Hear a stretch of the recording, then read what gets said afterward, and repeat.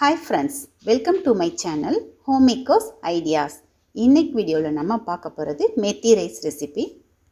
வெந்தயக்கீரையை வச்சு செய்கிற 1 pot rice recipe தான் இது. நீங்கள் லஞ்ச் பாக்ஸ் கூட இதை கொடுத்து அனுப்பலாம். டேஸ்ட்டும் ஃப்ளேவரும் ரொம்பவுமே டிஃப்ரெண்ட்டாக இருக்கும். கண்டிப்பாக நீங்கள் கூட இதை ஒன் டைம் ட்ரை பண்ணி பாருங்கள். இப்போ இது எப்படி செய்யணும், இதுக்கு என்னென்ன தேவைப்படும் எல்லாம் பார்க்கலாம். குக்கர் சூடான உடனே அதில் ஆயில் ஆட் பண்ணிக்கலாம். ரைஸ் பிரான் ஆயில் தான் நான் எடுக்கிறேன். இந்த மாதிரி புலாவ் பிரியாணி இதெல்லாம் செய்யும்போது நான் வந்து ரைஸ் பிரான் ஆயில் தான் யூஸ் பண்ணுவேன். கூடவே வந்து நெய்யும் ஆட் பண்ணிக்கலாம். ஆயிலும் நெய்யும் வந்து ரெண்டுமே வந்து ஈக்குவலாக இருந்துச்சுன்னு சொன்னால் அதனுடைய ஃப்ளேவர் வந்து நல்லாயிருக்கும்.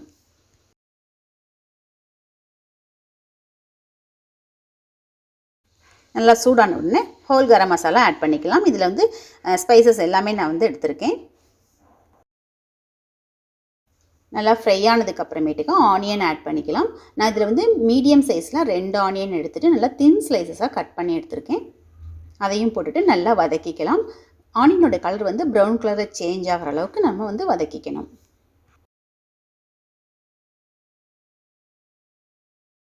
ஆனியன் நல்லா ப்ரௌன் கலரில் மாறுற வரைக்கும் நம்ம வதக்கணும். அப்படின்னா அது ரைஸ்க்கு நல்ல ஃப்ளேவர் கொடுக்கும். இப்போ இதில் வந்து ஒரு 3 பச்சை மிளகாவையும் நான் வந்து ஆட் பண்ணிக்கிறேன். பச்சை மிளகாவினுடைய காரம் வேணும். அதே மாதிரி கொஞ்சமாக தான் நம்ம வந்து ரெட் சில்லி பவுடர் ஆட் பண்ணுவோம். கூடவே வந்து கொஞ்சம் புதினாவும் ஆட் பண்ணிக்கலாம். இதையும் நல்லா எண்ணெயிலே வதக்கி கொடுக்கலாம். ஜஸ்ட் அது அப்படியே 2 minutes வதக்கிட்டு அதில் வந்து 1 1/2 ஸ்பூன் அளவுக்கு நான் இஞ்சி பூண்டு பேஸ்ட் ஆட் பண்ணுறேன். இஞ்சி பூண்டு பேஸ்ட் போட்ட உடனே பாத்திரத்தில் ஒட்டும் நல்லா கலந்து விட்டுக்கலாம்.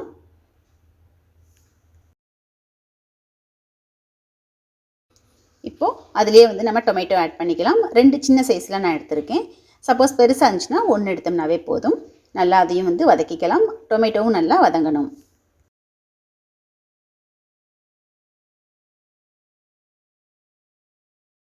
இப்போ அதுக்கு தேவையான அளவுக்கு சால்ட்டும் போட்டுட்டு நல்லா வதக்கிக்கலாம். ஃப்ரெண்ட்ஸ், இந்த ரைஸ் ரெசிபி பார்த்திங்கன்னா எனக்கு ஒரு கர்நாடகா ஃப்ரெண்டு தான் சொல்லி கொடுத்தாங்க. ரொம்ப டேஸ்ட்டாக இருக்கும். இந்த ஃப்ரெஷ் பட்டாணி கூட வெந்தயக்கீரை சேர்த்து செய்யும்போது அதனுடைய காம்பினேஷன் அவ்வளோ சூப்பராக இருக்கும். இப்போ வந்து பட்டாணி சீசன் அப்படிங்கிறனால ரொம்ப கம்மி விலையிலே கிடைக்கும். கண்டிப்பாக நீங்கள் கூட ஒன் டைம் ட்ரை பண்ணி பாருங்கள். தக்காளி ஓரளவு வதங்கினதுக்கப்புறமே நம்ம வெந்தயக்கீரையை ஆட் பண்ணிக்கலாம். கூடவே கொஞ்சம் புதினாவும் எடுத்திருக்கேன். கீரையில் வந்து காம்பு ஆட் பண்ணக்கூடாது. நம்ம வெறும் அந்த இலையை மட்டும் கிள்ளி எடுத்துக்கணும். அதே மாதிரி கட் பண்ணவெல்லாம் வேண்டியதில்லை. நம்ம டைரெக்டாக அப்படியே போட்டுக்கலாம். கீரையை போட்டுட்டு ஒரு 2 நிமிஷம் நல்லா வதக்கிக்கலாம். வெந்தயக்கீரையினுடைய ஃப்ளேவர் வந்து ரொம்பவுமே டிஃப்ரெண்ட்டாக இருக்கும். அந்த ரைஸ்க்கு நல்ல ஒரு டேஸ்ட்டும் ஃப்ளேவரும் கொடுக்கும். கசூரி மேத்தி ஆட் பண்ணும்போது எப்படி கறிக்கெல்லாம் வந்து ஒரு டிஃப்ரெண்ட்டான ஃப்ளேவர் கொடுக்குதோ அதே மாதிரி தான் இது வந்து ரைஸ்க்கே வந்து ஒரு நல்ல ஃப்ளேவர் கொடுக்கும். கீரையும் பாருங்கள் ஓரளவு வதங்கிட்டுது. ரொம்பவெல்லாம் வதக்க வேண்டியதில்லை. ஜஸ்ட் ஒரு 2 minutes அது எண்ணெயில் அப்படியே வதங்கி வந்ததுன்னா போதும். இப்போ நான் வந்து பட்டாணி ஆட் பண்ணிக்கிறேன். ஃப்ரெஷ் பட்டாணி தான் நான் இதில் ஆட் பண்ணியிருக்கேன். அதையும் நல்லா கலந்து விட்டுக்கலாம். இப்போ அதுலேயே நம்ம வந்து மஞ்சள் தூள் மிளகாத்தூளும் ஆட் பண்ணிக்கலாம். மஞ்சள் தூள் வந்து ஒரு 1/4 ஸ்பூன் எடுத்திருக்கேன். மிளகாத்தூள் வந்து 1/2 ஸ்பூன் எடுத்திருக்கேன். ஏன்னா ஏற்கனவே நம்ம பச்சை மிளகாய் ஆட் பண்ணியிருக்கோம் இல்லைங்களா, அது கொஞ்சம் காரமாகவே இருக்கும். அதனால நான் வந்து கொஞ்சமாக தான் வந்து மிளகாத்தூள் ஆட் பண்ணியிருக்கேன். இப்போ அதையும் நல்லா கலந்து விட்டுக்கலாம். இதுலேயும் மசாலா அதிகமாக இருக்காது. ரைஸ் வந்து பிளெயினாக இருக்க மாதிரி தான் இருக்கும். டேஸ்ட் மட்டும் ரொம்பவுமே நல்லாயிருக்கும். வெந்தயக்கீரை பட்டாணி எல்லாம் மசாலாவோட ஒன்றா கலந்து வர அளவுக்கு நல்லா வதக்கிக்கலாம். இப்போ நான் இதில் வந்து சீரக சம்பா அரிசி தான் நான் எடுத்திருக்கேன். 2 டம்ளர் அளவுக்கு எடுத்திருக்கேன். ஒரு 10 நிமிஷம் ஊற வச்சுருக்கேன். இப்போ அது தண்ணி இல்லாமல் வெறும் அரிசியை மட்டும் வந்து போட்டுக்கலாம். தண்ணியை நல்லா வடிச்சிட்டு வெறும் அரிசியை மட்டும் போட்டுட்டு இந்த மாதிரி நல்லா கலந்து விட்டுக்கலாம்.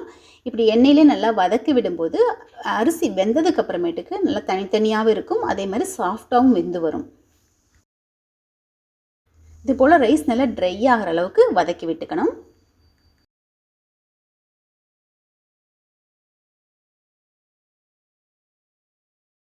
இதில் உங்களுக்கு தேவைப்பட்டுச்சுன்னா பிரியாணி மசாலா கூட நீங்கள் ஆட் பண்ணிக்கலாம். அதனுடைய ஃப்ளேவரும் நல்லாயிருக்கும். இப்போ பாருங்கள், ரைஸ் நல்லா ட்ரை ஆகிற அளவுக்கு எண்ணெயிலே வதங்கிட்டுது. இப்போ நம்ம வந்து ரைஸுக்கு தேவையான அளவுக்கு தண்ணி ஆட் பண்ணிக்கலாம். தண்ணி வந்து 1 டம்ளர் ரைஸ்க்கு வந்து 1 1/2 டம்ளர் நான் எடுத்திருக்கேன். ஏன்னா ஒரு 10 நிமிஷம் வந்து நம்ம அரிசி ஊற வச்சுருக்கோம். அதனால் 1 1/2 டம்ளர் எடுத்தால் போதும். இப்போ நான் 3 டம்ளர் தண்ணி ஆட் பண்ணிக்கிறேன். தண்ணி ஆட் பண்ணதுக்கப்புறமே நல்லா கலந்து விட்டுக்கலாம். இந்த ஸ்டேஜில் நான் வந்து கரம் மசாலா பவுடர் ஆட் பண்ண போகிறேன். இது வந்து ஹோம்மேட் கரம் மசாலா. இது நம்ம வீட்டிலேயே ரெடி பண்ணினது தான். இதனுடைய லிங்க் கூட நான் உங்களுக்கு டிஸ்கிரிப்ஷனில் கொடுக்குறேன், செக் பண்ணி பாருங்கள். இந்த ஒரு பொடி போதும், அந்த ரைஸ்க்கு தேவையான டேஸ்ட்டு, ஃப்ளேவர், அப்புறம் அதனுடைய கலர் எல்லாமே கிடைக்கும். இப்போ அதை நல்லா கலந்து விட்டுக்கலாம். நான் சின்ன ஸ்பூனில் ஒரு 1/2 ஸ்பூன் அளவுக்கு ஆட் பண்ணியிருக்கேன். இது நம்ம வீட்டிலேயே ரெடி பண்ணினது அப்படின்றனால நல்லா ஸ்ட்ராங்காக இருக்கும். ஒரு 1/2 ஸ்பூன் ஆட் பண்ணாவே போதும். அதையும் நல்லா கலந்து விட்டுட்டு கொதிக்கிறதுக்கு ஸ்டார்ட் ஆகும்போதே, ஏன்னா நம்ம கரெக்டாக தண்ணி வச்சுருக்கோம், அதனால் வந்துட்டு கொதிக்கிறதுக்கு ஸ்டார்ட் ஆகும்போதே சால்ட் எல்லாம் செக் பண்ணிவிட்டு குக்கர் வந்து நம்ம மூடிடலாம். ரொம்பவும் கொதிக்க வைக்கக்கூடாது, ஏன்னா தண்ணி வந்து அப்புறம் பத்தாம ஆகிடும். சால்ட் எல்லாம் கரெக்டாக இருக்கான்னு செக் பண்ணதுக்கப்புறமே நம்ம வந்து கொஞ்சமாக மேலால் நெய் விட்டுட்டு குக்கரை வந்து மூடிடலாம். இப்போ பாருங்கள், கொதிக்கிறதுக்கு ஸ்டார்ட் ஆகுது இல்லையா, இந்த ஸ்டேஜ்லேயே வந்து நம்ம நெய் விட்டுட்டு குக்கரை க்ளோஸ் பண்ணிடணும். ஏன்னா ரொம்ப கொதிக்க வச்சிட்டோம் அப்படின்னா தண்ணியினுடைய அளவு வந்து குறைஞ்சிரும். அப்புறம் ரைஸ் வந்து ரொம்ப ட்ரையாக இருக்கிற மாதிரி இருக்கும்.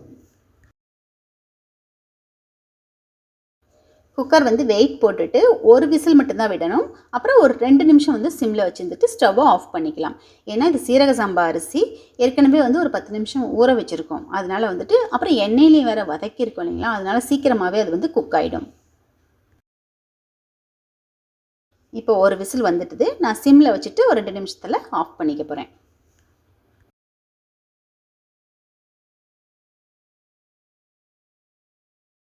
ஸ்டீம் ஃபுல்லாக போனதுக்கப்புறமேட்டுக்கு தான் நம்ம வந்து குக்கரை ஓப்பன் பண்ணணும். அப்போ அந்த தம்லேயே வந்து அது நல்லா இன்னும் குக் ஆகிக்கும். குக்கர் ஓப்பன் பண்ணோன்னே ரைஸுடைய ஃப்ளேவர் வந்து அவ்வளோ சூப்பராக இருக்கும். இப்போ பாருங்கள், ரைஸ் கூட தனித்தனியாக நல்லாயிருக்கும், ஒன்றோட ஒன்று ஒட்டாமல் வந்திருக்கும். ரைஸ் பார்த்திங்கன்னா நல்லா தனித்தனியாக இருக்கும், ஒன்றோட ஒன்று ஒட்டாமல் வந்திருக்கும். அதே சமயம் நல்லா சாஃப்டாகவும் வெந்திருக்கும். பட்டாணி எல்லாமே வந்து ஃப்ரெஷ் பட்டாணி ஆட் பண்ணியிருக்கோம் இல்லைங்களா, அதனால் சீக்கிரமாகவே அதுவும் வெந்துடும்.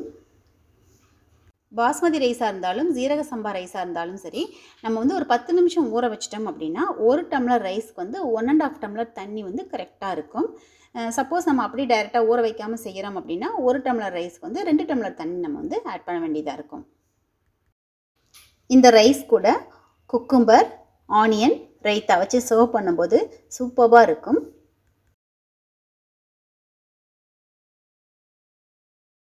வெந்தயக்கீரை நமக்கு ரொம்பவுமே ஹெல்த்தியானது. அதில் யூஸ்வலாக செய்கிற மாதிரி சாம்பார், கூட்டு இந்த மாதிரி செய்யாமல் இந்த மாதிரி ரைஸ் ரெசிப்பியும் செய்யும்போது அதனுடைய டேஸ்ட்டும் ஃப்ளேவரும் டிஃப்ரெண்ட்டாக இருக்கும். சாப்பிட்றதுக்கும் ரொம்ப நல்லாயிருக்கும்.